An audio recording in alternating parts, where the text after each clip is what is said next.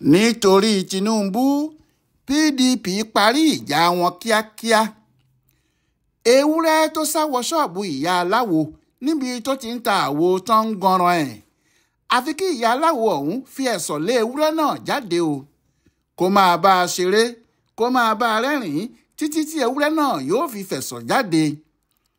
Àmọ́ bó bá fi gìrìgìrì mu tó ń ranjú mọ́ ewúrẹ́ tàbí tó yọgi sí i, gbogbo àwo tó ń ganran tó wà nínú ṣọ́ọ̀bù ẹ̀ ni ewúrẹ́ yóò fọ́ dànù níbi tó bá ti ń sá sọ́tún tó ń sá sósì tó ń gbìyànjú láti sá lọ. Ohun tó ṣẹlẹ̀ níbi ìpàdé àwọn apàṣẹ ẹgbẹ́ PDP tó padà wáyé nílé ẹgbẹ́ náà ní Wadata Plaza l'Àbújá ní ọjọ́ Ajé Monday 30 oṣù kẹfà tó ṣẹ̀ṣẹ̀ parí nìyẹn. Ọgbọ̀ọgbọ́n ẹ̀rọ làgbàlagbà fi sá fún màálùú tó já bí bẹ́ẹ̀ kọ́ yóò kan lúwa ẹ̀ pa ni o. Ọgbọ́n ńlá bẹ́ẹ̀ ni àwọn àgbààgbà, àwọn aṣáájú àti àwọn apàṣẹ ẹgbẹ́ yìí lò tí wọ́n fi rí ọ̀rọ̀ ìjà burúkú tó ti pín ẹgbẹ́ náà yẹ́lẹyẹ̀lẹ tó sì fẹ́ pátá yanjú. Ní báyìí ẹgbẹ́ PDP láwọn ti dìde padà gẹ́gẹ́ bí àwọn aṣáájú ẹgbẹ́ náà ti wí àti bí ọ̀gọ̀rọ̀ àwọn èèyàn láàrin ìlú tí wọ́n ti rò pé ìpàdé náà kò ní ṣe padà fojú rí i. Nígbà mìíràn kò sí ohun tó dáa bí alátakò tí àwọn míín ń pè ní ọ̀tá, nítorí kò sẹ́ni tí yóò fẹ́ kí ọ̀tá òun tàbí alátakò òun fi òun ṣe yẹ̀yẹ́. Torí ẹ̀ ni Yorùbá ṣe máa ń gbàdúrà pé ká má kú fọ́tàyọ̀, ká má ṣubú lójú arín ni. Ó jọ pé tí kò bá sí ààrẹ Bọ́lá Ahmed Tinubu ni, tí àwọn olóṣèlú PDP padà sọ pé àwọn ń múra láti gbàjọba lọ́wọ́ ẹ̀ lọ́dún 2027, ìbá ṣòro fún wọn láti parí ìjà wọn.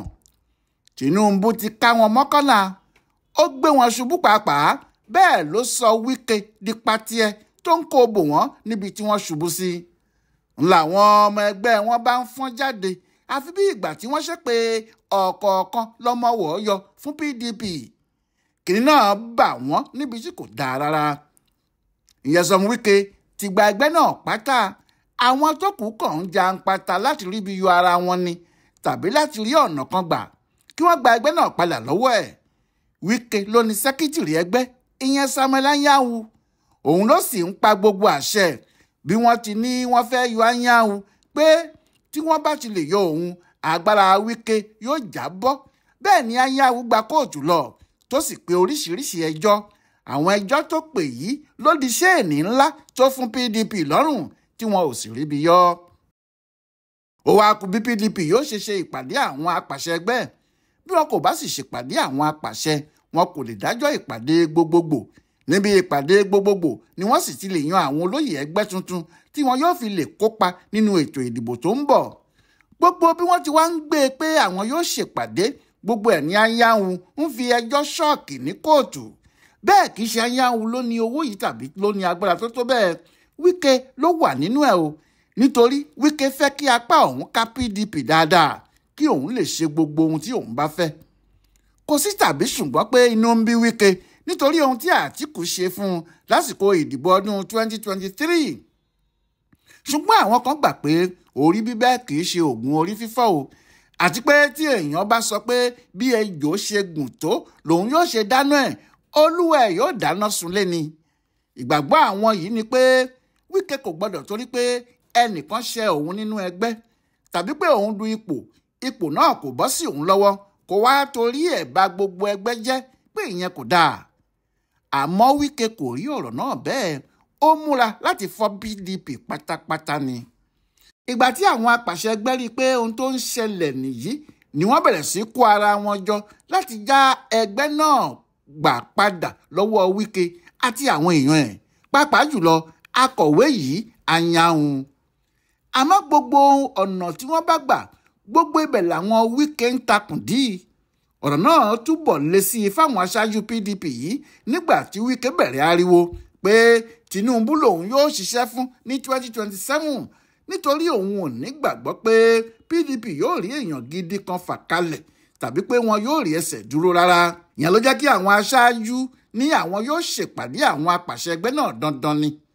Síbẹ̀ náà àwọn Wike kò fẹ́ kí ìpàdé yìí wáyé títí di bí a ti ṣe ń wí yìí o, kò tí ì sí ẹni tó lè sọ àwọn tí wọ́n rán àwọn ọlọ́pàá lọ sí ìpàdé náà tí wọ́n fẹ́ ṣe nílé ẹgbẹ́ wọn tí wọn kò fẹ́ kí àwọn ìgbìmọ̀ bàbá àṣàlẹ̀ ẹgbẹ́ ìyẹn board of trustees BOT jókòó fún pàdé níbẹ̀ tí wọ́n sì dá nǹkan rú pátápátá mọ́ wọn lọ́wọ́. Àwọn BOT tí wọ́n fẹ́ pàdé yìí ní láti lọ sí Yar'Adua Center ní Àbújá níbẹ̀ níbi tí wọ́n ti padà ṣèpàdé tiwọn. Àmọ́ nígbà tó di ọwọ́ ọ̀sán àwọn aṣáájú ẹgbẹ́ PDP gbogbo padà wá sílé ẹgbẹ́ wọn lẹ́yìn táwọn ọlọ́pàá ti bóńbọ́ tí wọ́n láwọn ò dí wọn lọ́wọ́ pé kí wọ́n má ṣèpàdé wọn o.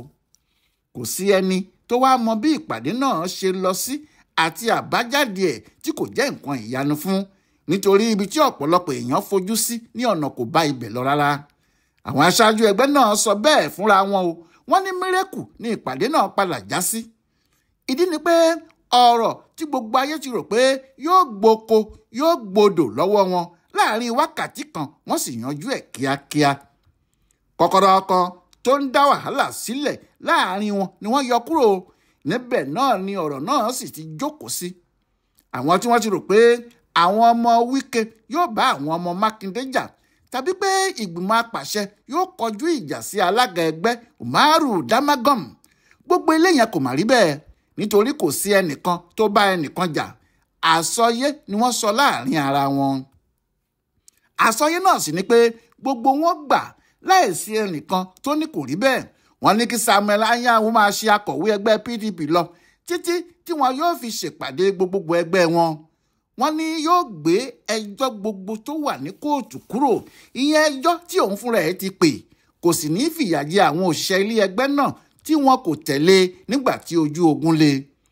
Níbẹ̀ ni ọwọ́ gbogbo àwọn tí wọ́n múra ìjà ti bọ́ nítorí ohun tí wọ́n rò kọ́ ló ṣẹlẹ̀ lójú wọn. Èyí tó sì jẹ́ ìyanu jù ní ti àwọn aṣáájú ẹgbẹ́ náà àti àwọn gómìnà tí gbogbo wọn ti ní àwọn kò fẹ́ Anyanwu bí akọ̀wé àwọn. Àmọ́ níbi ìpàdé náà gbogbo wọn gbà, wọ́n ní kí Anyanwu a máa ṣe akọ̀wé ẹ̀ lọ. Níṣe ni gbogbo ọ̀rọ̀ náà sì yanjú nígbà tí wọ́n gbà bẹ́ẹ̀. Ìdí ni pé ọ̀rọ̀ Anyanwu ní ìbẹ̀rẹ̀ àti òpin wàhálà inú PDP. Kò sí ìpàdé tí àwọn olórí àti àwọn apàṣẹ ẹgbẹ́ náà lè ṣe tí kò bá sí Anyanwu níbẹ̀ nítorí ọwọ́ ẹ̀ ní agbára ẹgbẹ́ ṣì wà. Òun sì ni àjọ tó ń ṣètò ìdìbò INEC ṣì mọ̀ gẹ́gẹ́ bí akọ̀wé PDP. Ìpàdé yòówù tí wọ́n bá sì ti fẹ́ yan akọ̀wé míì àfi kó jẹ́ Anyanwu ló pè é. Bí kò jẹ́ bẹ́ẹ̀ wọn yóò kàn máa pààrà ilé ẹjọ́ lásán ni. Ọ̀rọ̀ náà kò sì ní lórí, kò ní nídìí fún ìgbà pípẹ́. Ohun tí Wike ń fẹ́ nìyẹn. Idà tó gbójúlé láti bá àwọn ọ̀gá tó kù nínú PDP jà nìyẹn. Ó mọ̀ pé tí ọ̀rọ̀ bá ti di kéèsì kò sẹ́nìkan tí yóò wín ní òun. Àmọ́ níbi tí gbogbo àwọn tí wọ́n ń bínú tẹ́lẹ̀ ti gbà pé kí Anyanwu máa ṣe akọ̀wé ẹ̀ lọ, ń lágbára ìjà bá pín. Anyanwu ti gba ipò akọ̀wé ẹ̀ padà. Ohun àkọ́kọ́ tó sì ṣe ni láti dájọ́ tí wọn yóò ṣe ìpàdé àwọn apàṣẹ ẹgbẹ́ náà tuntun, èyí tí wọ́n ti fi sí inú oṣù yìí gangan. Ìtumọ̀ yìí ni pé Anyanwu àti adelé alága ẹgbẹ́ náà Damagum yóò jọ kọ̀wé pé ẹgbẹ́ PDP fẹ́ ṣèpàdé àwọn apàṣẹ ẹgbẹ́ wọn. INEC kò sì ní àlàyé míì tí wọ́n tún lè ṣe ju kí wọ́n faramọ́ kí wọ́n sì wà níbẹ̀ lọ. Níbi ìpàdé yìí àṣẹ tí wọ́n bá wá pa níbẹ̀ nígbà tí kò sẹ́nìkan tó kù tó wà níta tàbí tí wọ́n yọ ọwọ́ ẹ̀ dànù, àṣẹ náà yóò múlẹ̀. Ẹgbẹ́ PDP yóò sì lè lọ síwájú. Bí wọ́n bá sì ṣe dáadáa ẹgbẹ́ náà yóò padà sọ́wọ́ àwọn aláṣẹ ẹgbẹ́, kò sì ní sí lọ́wọ́ Wike mọ́. Ohun tí àwọn ti Ṣèyí Mákindé ṣe padà farabalẹ̀ nìyẹn nítorí wọ́n mọ̀ pé tí àwọn ò bá ṣe bẹ́ẹ̀ kò sí bí àwọn ṣe lè lọ síbì kankan. PDP yóò sì túká pátápátá nígbẹ̀yìn ni nítorí gbogbo àwọn gómìnà tó kù ni yóò bẹ̀rẹ̀ sí sá lọ níkànkan nínú PDP tí wọn yóò sì máa gba inú ẹgbẹ́ APC lọ. Ohun kan tí gbogbo wọn gbà tó sì mú wọn ṣe ohun tí wọ́n ṣe yìí ni pé àwọn gbọ́dọ̀ gbàjọba padà lọ́wọ́ Tinubu, pé àwọn yóò múra gidi láti rí i pé ní 2027 àwọn làwọn gbàjọba. Ohun tí Damagum adelé alága wọn sọ rèé o.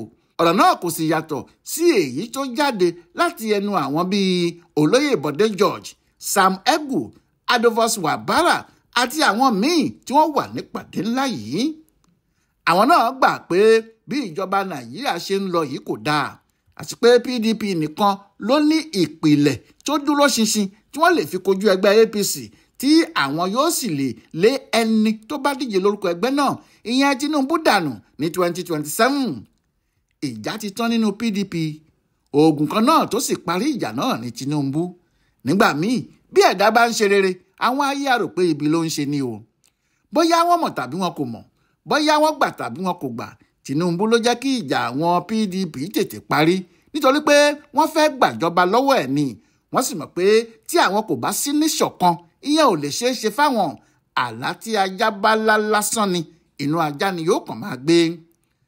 Ohun tó dùn mọ́ àwọn aṣáájú ẹgbẹ́ tí wọ́n lé ní 300 tí wọ́n wà níbi ìpàdé náà nìyẹn. Torí kò sí ẹni tí ìdùnnú kò hàn lójú ẹ̀ pé àwọn ti yanjú ọ̀rọ̀ ìjà inú PDP kí gbogbo àwọn wá nìṣó lójú ọ̀dàn kí ẹṣin tuntun bẹ̀rẹ̀ eré ni. Ọláìwọlá alága ló ya ìpàdé àwọn àgbààgbà ẹgbẹ́ PDP náà wò fún bùdó àgbáyé fún àṣà àtìṣe Yorùbá World Center nínú ọgbà yunifásitì Ìbàdàn. Ẹ kú déédé àkókò yìí o.